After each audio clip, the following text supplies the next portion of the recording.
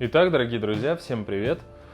Вот я наконец-таки записываю новый ролик. Предыдущий ролик у меня получился неплохой, и я даже был готов выложить его на YouTube, но так как тема касалась гарантии на устройство в России, именно в тот день, когда я хотел его выложить, гарантию включили на те модели, о которых я рассказывал в течение 15 минут, монтировал, создавал красивый кадр. Вообще в целом старался сделать уже более интересный проект, так скажем, да, видеоматериал, который вам бы очень сильно помог. Но сегодня я хочу поговорить на тему, которая также очень актуальна в наше время, особенно вот на момент марта, начала, да, уже, конечно, ближе середина, но самые интересные моменты происходят именно в эти дни.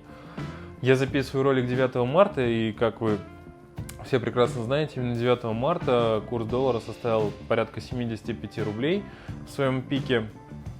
И почему это очень тревожная новость, в первую очередь для сервисных центров, для тех, кто занимается продажами, перепродажей устройств, да, и прочими моментами, связанных с Apple. В первую очередь это коснется сервисные центры. И изначально вообще, почему это должно было коснуться сервисного центра, я хотел записать о том, что коронавирус очень сильно пошатнул нашу сферу.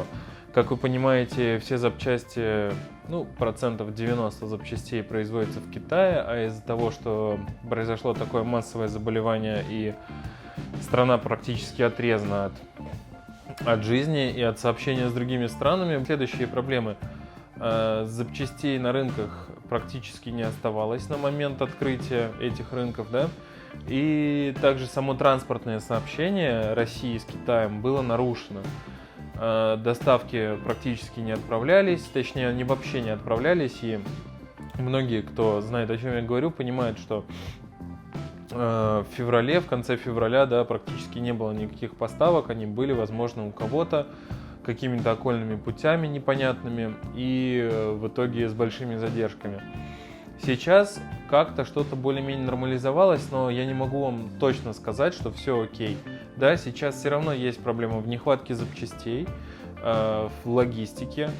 Логистика стала бешено дорогой, друзья. Она выросла, наверное, в 10 раз. Да, это такое среднее значение, но порядка 10 раз произошел рост стоимости доставки. Исходя из этого подорожали и батарейки. Исходя из этого подорожали все запчасти.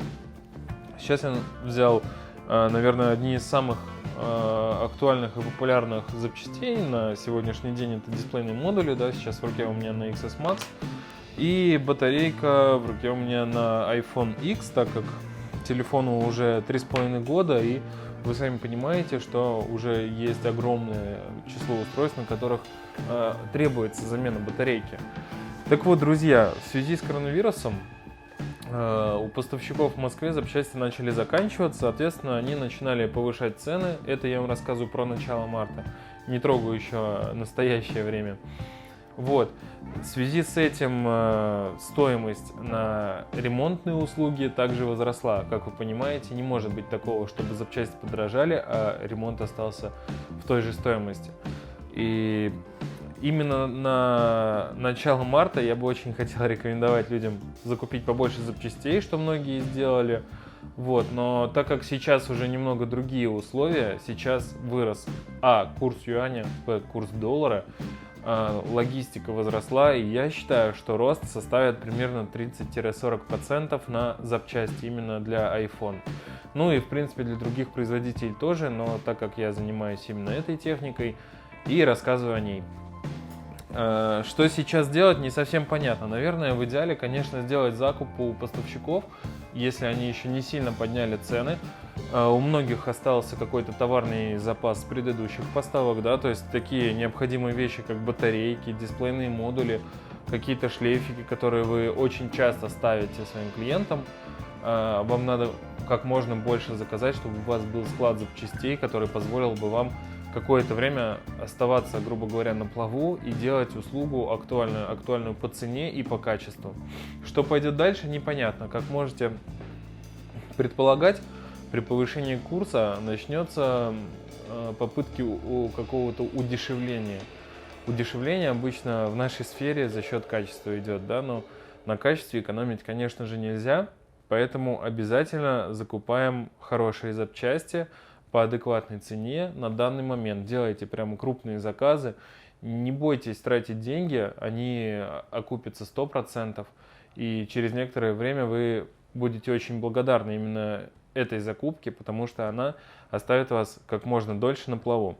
Что касается тех людей, которые хотели бы обслужить свой телефон, я очень рекомендую сделать это как можно быстрее, потому что скоро будет, во-первых, определенный дефицит запчастей, а во-вторых, стоимость их конкретно возрастет. Но действительно, это будет не какие-то там 100-200 рублей, да, это будет серьезное удорожание. Раньше дисплей на iPhone X, к примеру, да, я скажу по своему опыту, я мог найти порядка там, 10 тысяч рублей, идеальный, снятый, все как мы любим, а на данный момент дешевле 12,5 тысяч вы его не найдете. А если вы вообще там заказываете у каких-то поставщиков, цены могут быть и 14, и 15 тысяч, да, и что сейчас будет с долларом, я еще не знаю, я узнал об этой новости, соответственно, там вчера вечером начал замечать какие-то изменения, сегодня к утру уже было понятно, что у нас с вами большие проблемы, дорогие друзья.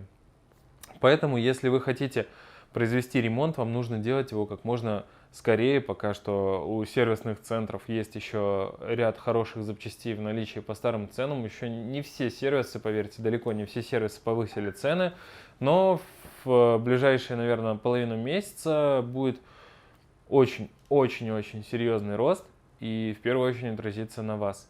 Поэтому, дорогие друзья, новость такая непростая. Надо решить, к какому вы будете придерживаться курсу действий и действовать. От себя благодарю всех за просмотр этого видео. Пишите свои комментарии, ставьте что-нибудь там. Буду рад любому фидбэку и всем пока.